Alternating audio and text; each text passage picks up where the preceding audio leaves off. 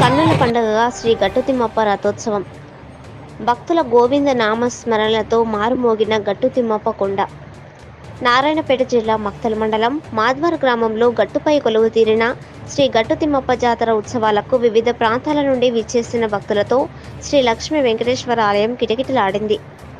భక్తుల కోరిన కోరికలు తీర్చి కొంగు బంగారమై విలసిల్లుతున్న భక్తులచే గట్టుతిమ్మప్పగా పిలువబడే శ్రీ లక్ష్మీ వెంకటేశ్వర స్వామి జాతర ఉత్సవాలలో 3వ రోజు శుక్రవారం తెల్లవారుజామున శ్రీ లక్ష్మీ వెంకటేశ్వర స్వామి వారికి కృష్ణ జలాలతో ప్రత్యేక పంచామృతాభిషేకంతో పాటు అలంకరణ చేసి తులసి పుష్పార్చన నిర్వహించి మహామంగళహారతి ఇచ్చి పూజలు నిర్వహించారు.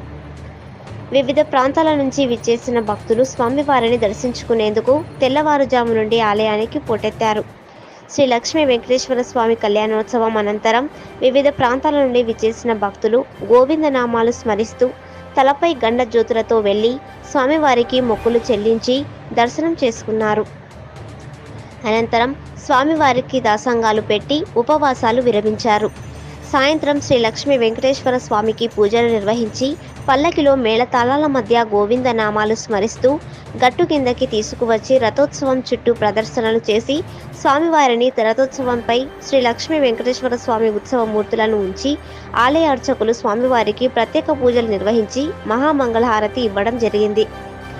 జాతర ఉత్సవాలకు వివిధ ప్రాంతాల నుంచి విచ్చేసిన భక్తులు ఏడుకొండలవాడ వెంకటరమణ గోవింద గోవింద అంటూ రథోత్సవాన్ని లాగేందుకు పోటీపడ్డారు.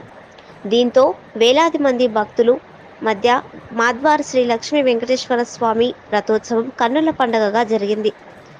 ఇటీ కార్యక్రమంలో ఆలయ చైర్మన్ రాజేశ్వరరావు, ఆలయ పూజారి సురేందర్, అర్చకులు అరవిందాచారి, హన్మేశ్చారి, మఠం కృష్ణాచారి, సంతోష్ రెడ్డి, సాక్షి రిపోర్టర్ బలరాజ్, వెంకటేష్ గౌడ్, ఆశప్ప, శంకర్, బ్రహ్మయ్య, ఆలయ కమిటీ సభ్యులు, గ్రామ సర్పంచ్ లక్ష్మమ్మ, ఎంపీటీసీ, మహిళలు, భక్తులు పెద్ద సంఖ్యలో పాల్గొన్నారు.